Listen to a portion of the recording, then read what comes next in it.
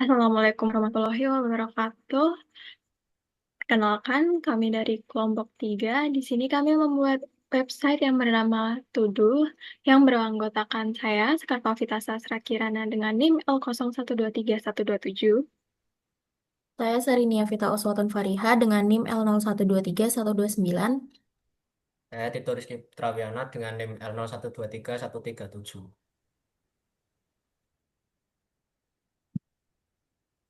Di sini kami bertujuan untuk tugas besar mata kuliah pemrograman web informatika kelas D.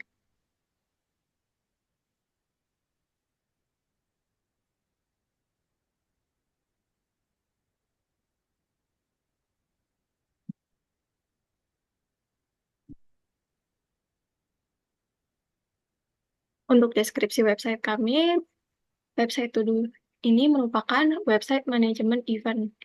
Website ini dirancang untuk membantu user untuk mengatur, melacak, dan menyelesaikan tugas-tugas harian dengan lebih efisien. To Do dibuat untuk siapa saja yang ingin meningkatkan produktivitasnya, baik itu pelajar, kerja, maupun para orang tua agar lebih mudah mengatur kegiatannya. Website kami terdapat fitur-fitur yang fungsional dan mudah digunakan, memastikan pengalaman yang lancar dan membantu user benar-benar menyelesaikan pekerjaan. Untuk lebih lanjutnya, fitur website kami, ini terdapat sign up, login, add event, edit event, delete event, event list yang akan memunculkan upcoming dan completed event, search event, kategori, filter event, mark as dan event, kalender event, dan terakhir user's birthday. Untuk alur penggunaan websitenya, pertama, user membuat akun dengan menekan tombol sign up di pojok kanan atas pada dashboard website. Kedua, setelah memiliki akun, user akan diarahkan kepada laman sign in menggunakan username atau email dan password yang telah didaftarkan saat sign up dengan menekan tombol login di pojok kanan atas pada dashboard website. 3. Untuk membuat event baru, pilih tombol Add Event, kemudian isi data event, yakni berupa nama, event, kategori, hari dan tanggal, waktu, dan deskripsi yang bersifat opsional dari event yang ingin dibuat. Lalu tekan tombol Create, dan event akan ditambahkan ke daftar upcoming event. Keempat, untuk mengedit event yang sudah ada, tekan tombol pensil, edit data event, lalu tekan tombol edit. Kelima, untuk menghapus event yang sudah ada, tekan tombol tempat sampah. Keenam, untuk menandai event yang sudah selesai sebelum jadwal event tersebut, tekan lingkaran yang ada pada di sebelah kiri nama event. Letak event yang ditandai sudah selesai akan berpindah ke daftar completed event. Ketujuh, untuk mencari event yang sudah dibuat, tekan search bar yang ada di atas kategori event. 8. Untuk memfilter event berdasarkan kategori event, tekan kategori event, yakni berada di bawah search bar yang ingin ditampilkan daftar eventnya. Kesembilan, untuk menampilkan kalender event, tekan menu kalender yang ada di sidebar website. Terakhir, 10. User akan mendapatkan notifikasi ucapan ulang tahun pada tanggal lahir yang telah diinputkan saat proses sign up. Selanjutnya, akan dilakukan demonstrasi oleh Sherynia.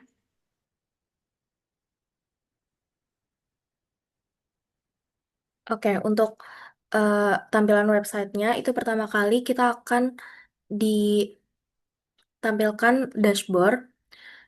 eh, Ditampilkan dashboard seperti ini. Lalu eh, fitur pertama yang bisa kita gunakan yaitu sign up. Pertama kita sign up, misalkan namanya Andi, ini first name-nya, lalu last name-nya Budi, lalu username-nya misalkan kita buat Andi Budi, emailnya, terus kita inputkan password,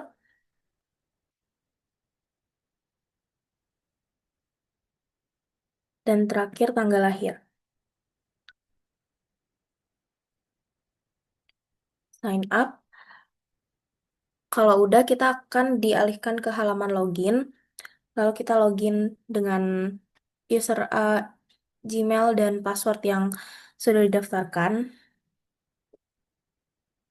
Lalu di sini ada tombol Remember Me yang kalau misalkan website ini ditutup, terus kita masuk lagi ke website ini, kita tetap akan ke login gitu. Login, lalu kita akan dialihkan ke halaman dashboard website ini. Lalu pertama di sini di atas ini tuh ada em, drop down. Yang pertama ini ada profile yang menampilkan user user profile berupa nama usernya, lalu username, email, dan eh, tanggal lahir sesuai dengan yang didaftarkan. Lalu di sini ada tombol buat logout. Terus di bawah sini itu ada tombol untuk menambahkan event. Misalkan kita buat lalu kategorinya di sini bisa memilih antara meeting, task, sosial, atau traveling. Di sini kita misalkan buat task. Lalu untuk date-nya besok, lalu time-nya di sini jam 12. Lalu deskripsinya,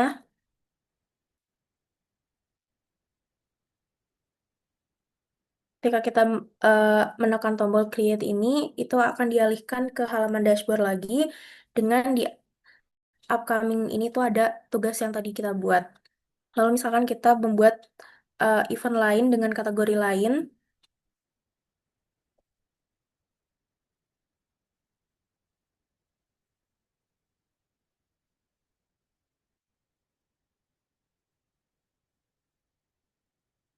yep, tetap ada di sini, lalu buat lagi untuk kategori lainnya.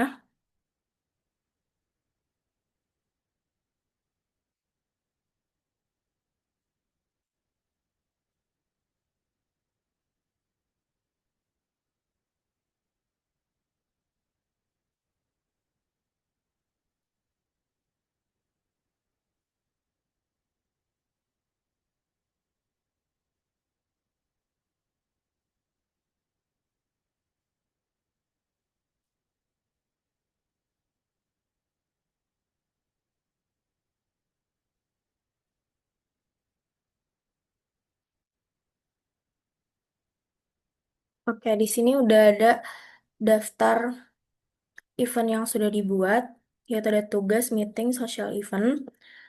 Lalu kita bisa ngefilter event-event ini sesuai dengan kategori yang sudah kita pilih tadi. Misalkan kita memilih kategori meeting, itu yang ditampilkan adalah event yang berkategori meeting. Lalu begitu juga dengan task, sosial, dan traveling. Em, Lalu kita bisa mencari event yang sudah kita buat. Misalkan kita ketikkan A, itu berarti harusnya muncul semua event yang berkandung huruf A. Lalu misalkan kita cari tugas, itu harusnya muncul tugas A seperti ini. Lalu kita bisa mengedit event. Jadi di sebelah kanan tugas nama event ini itu ada tombol pensil yang bisa kalau misalkan ditekan kita akan dialihkan ke halaman edit event. Di sini misalkan kita edit jadi tugas B, lalu kita edit, dia akan ke update menjadi tugas B. Terus kalau misalkan kita mau mendelete event tersebut, bisa ditekan tombol yang bergambar tempat sampah ini. Lalu ada pesan konfirmasi, delete, dan eventnya terhapus. Lalu di sini juga kita bisa menandai event tersebut sudah selesai sebelum jadwalnya. Di sini misalkan 28 Juni, tapi udah selesai meetingnya, jadi kita bisa tandain dengan menekan tombol, menekan lingkaran yang ada di sebelah kiri nama event. Kalau ditekan itu akan tercoret eventnya, terus dia akan pindah ke bagian completed. Eh, ya, kalau misalkan di reload, itu muncul di completed. Lalu, selanjutnya itu ada fitur kalender event. Jadi di kalender event ini itu berupa kalender yang isinya adalah event-event yang sudah dibuat seperti tadi. Itu ada meeting A, social event A, traveling A. Terus tadi yang udah dihapus, yaitu tas B, itu tuh udah nggak ada lagi di kalender event ini. Terus di sini bisa kita lihat itu ada event berupa ulang tahun Andi. Jadi ini tuh event yang terbuat secara otomatis ketika user mendaftarkan akunnya. Karena kan tadi di awal itu user tuh mendaftarkan akunnya menggunakan tanggal lahir, ada data tanggal lahir dan itu akan otomatis dibuat eventnya untuk fitur selanjutnya. Lalu kita akan mencoba fitur selanjutnya yaitu yang berhubungan dengan ulang tahun ini, itu notifikasi ulang tahun. Tapi karena di sini em, dibuatnya tanggal sebelum hari ini, tanggal 25, jadi maksudnya bukan hari ini, jadi notifikasinya itu nggak ada. Jadi misalkan kita buat akun yang tanggal lahirnya itu eh, hari ini, kan ini,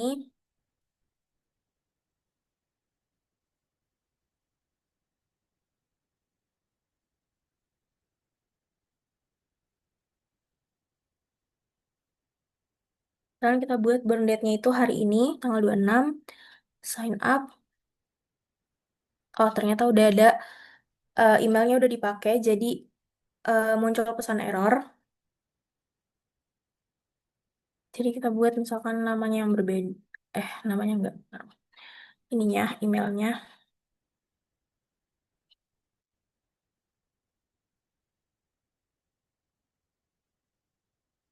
Ya, berhasil. Nah, saat kita login itu kita akan ditampilkan tampilan notifikasi ulang tahun. Misalkan kita reload lagi websitenya itu akan ditampilkan seperti ini, bahwa notifikasi ulang tahun. Em, Lalu untuk logout, ini bisa dipencet ini, langsung ke logout dan ditampilkan ke homepage-nya. Sekian demo websitenya. Selanjutnya akan dijelaskan penjelasan source code oleh Tito.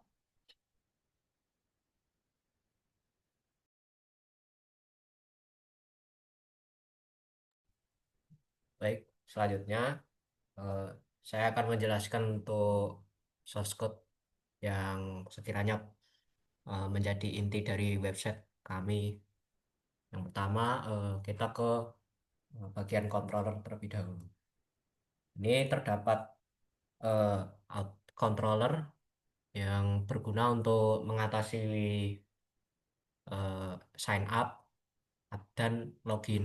Ini contohnya eh, untuk sign up seperti mengatasi first name-nya harus eh, berupa string dengan maksimal karakternya 255, last name-nya, username, dan lain-lain. Terus lalu ada untuk mengatasi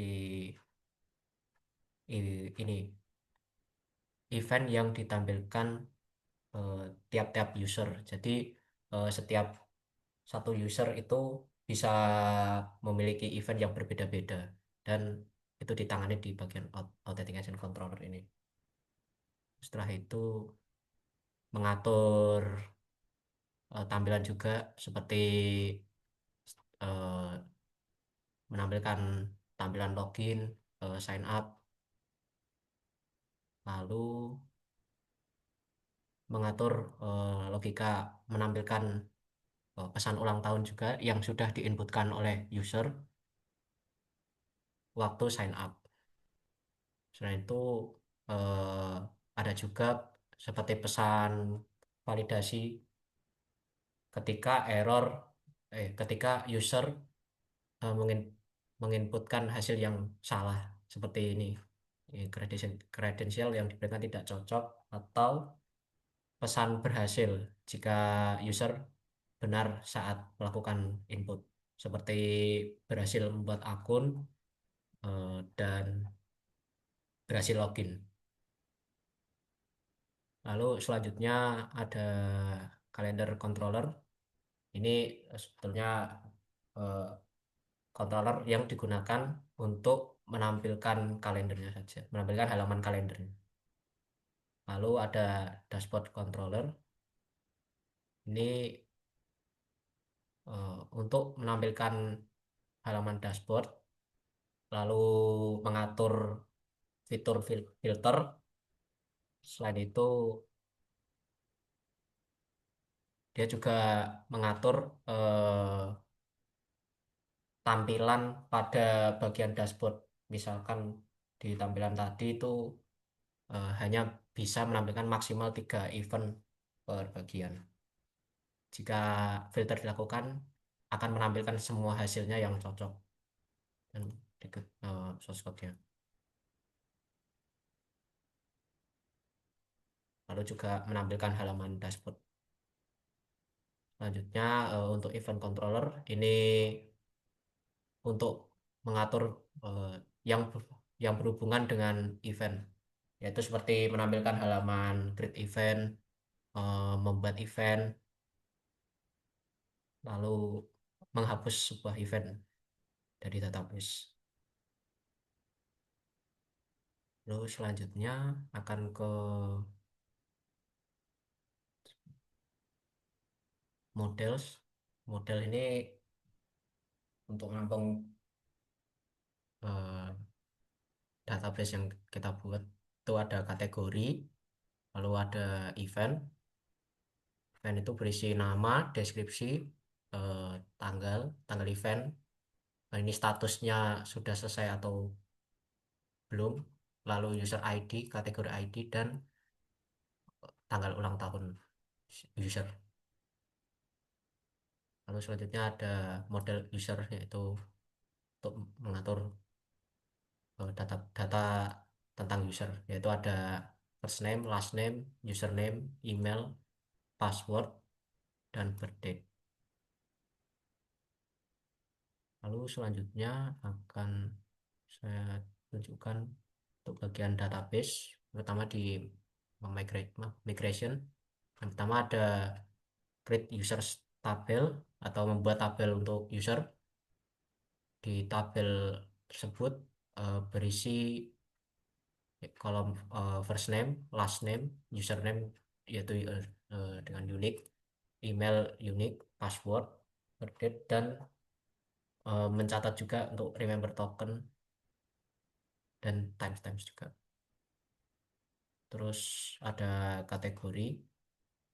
Ini untuk tabel membuat kategori yang ada di website kita, menyimpan data kategori di website kita. Lalu untuk create event ini database untuk event, yaitu ada ID eventnya, terus user ID, kategori ID, lalu nama eventnya apa, description, lalu tanggal event, dan event ini dianggap sudah selesai atau belum. Terus satu lagi itu ada untuk tanggal ulang tahun. Lalu untuk seedersnya, pertama ini kategori seeder, yaitu untuk menampung data apa saja yang ada yang tersedia di database. Yang contohnya di sini kategori yang ada di database itu ada 4 yaitu meeting, task, sosial, lalu traveling.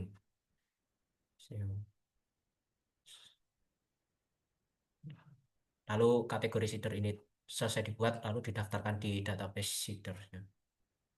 Baik, selanjutnya eh, saya akan menjelaskan tentang bagian resource untuk bagian tampilannya.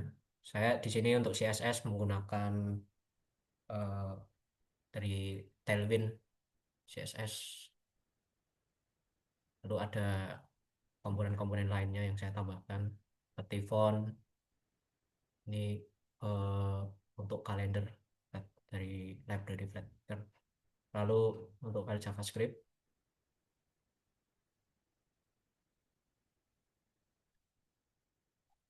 ya ini ada beberapa file mengatur seperti eh, tombol kalender atau filter kategori, lalu dashboard. Lalu ini untuk menghandle saat membuat event atau menghapus atau mengedit. Lalu ini ada untuk toggle password yang nanti bisa diklik icon passwordnya.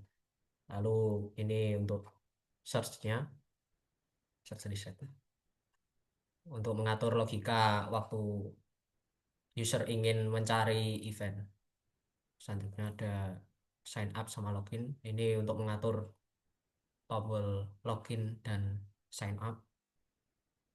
Dan ini user menu dropdown untuk mengatur eh, seperti yang ada di pojok kanan atas website, yaitu profile itu. Lalu selanjutnya untuk view, yang pertama ada untuk authentication, yaitu untuk sign up. Seperti ini.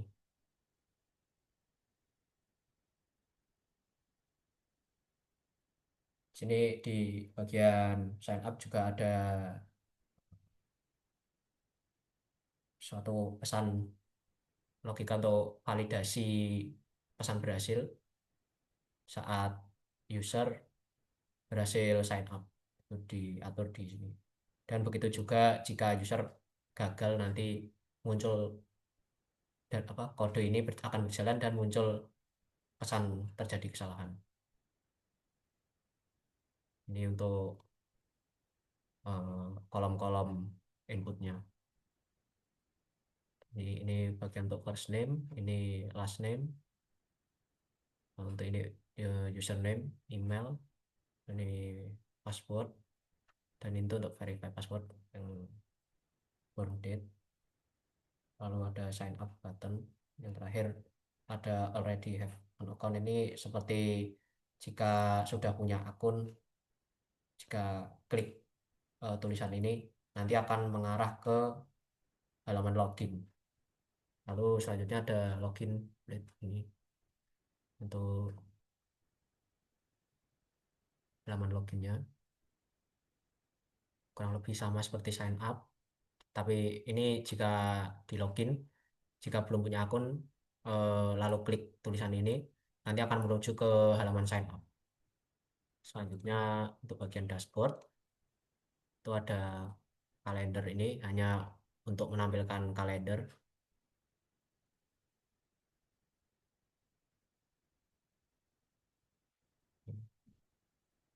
Lalu kalendernya saya ambil melalui via CDN. Lalu ada create event, ini kode untuk mengatur tampilan create eventnya.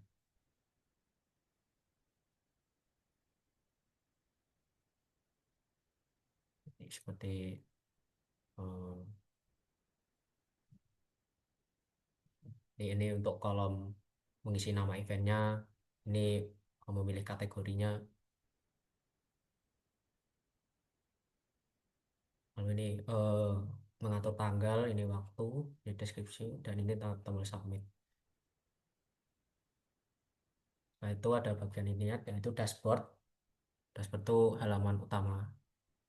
di web kita, yaitu menampilkan semua event yang telah dibuat, bahkan juga menampilkan menangani pesan sukses saat user berhasil login atau membuat event atau mengedit dan juga menghapus.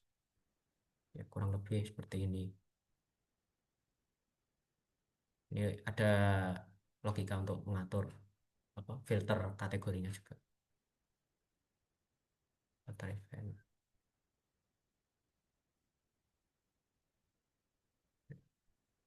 Selanjutnya untuk edit event. Ini halaman untuk kode untuk mengatur halaman edit event. Kurang lebih sama seperti create event. Tuh. Cuma hanya berbeda di edit event ini hasil input yang hasil input dari user itu tetap tersimpan. Jadi ketika waktu diedit itu tidak terhapus atau mengulang dari awal. Lalu selanjutnya ada homepage. Homepage itu halaman paling awal, yaitu saat user baru membuka webnya, belum sign up dan belum login. Di sini mengatur halaman seperti menampilkan selamat datang, lalu fitur-fitur apa saja yang ada di website kita. Lalu selanjutnya ada profile. Ini halaman untuk mengatur profil user. Contohnya ini ada username, email, dan birthdate ini diambil dari data user yang telah diinput. Lalu selanjutnya yang terakhir, mungkin rute webnya. Yang pertama itu kan langsung di homepage, yaitu yang awal saat membuka web. Setelah itu jika ke sign up akan menuju ke halaman sign up, lalu mengisi sign up. Setelah itu, setelah berhasil ke sign up, lalu diarahkan ke login. Setelah ke login, itu akan mengarah ke bagian dashboard. Dashboard, lalu dashboard bisa menambah event, melihat kalender, mengedit event, atau menghapus event. Jika user ingin menambah event, maka rute ini akan berfungsi. Get event. Jika user ingin menampilkan halaman kalender, maka kode yang ini akan jalan. Lalu ada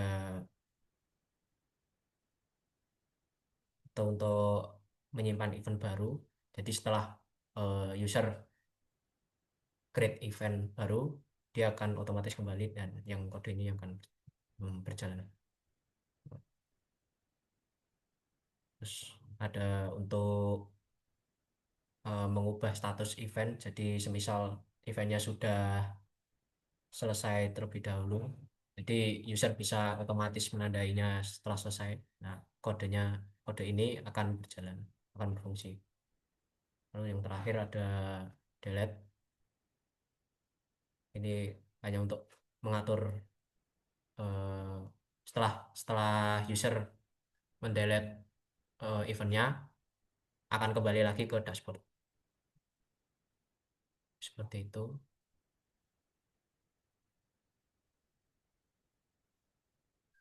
Dan ini public ini adalah gambar-gambar yang saya gunakan atau icon-icon yang saya pakai.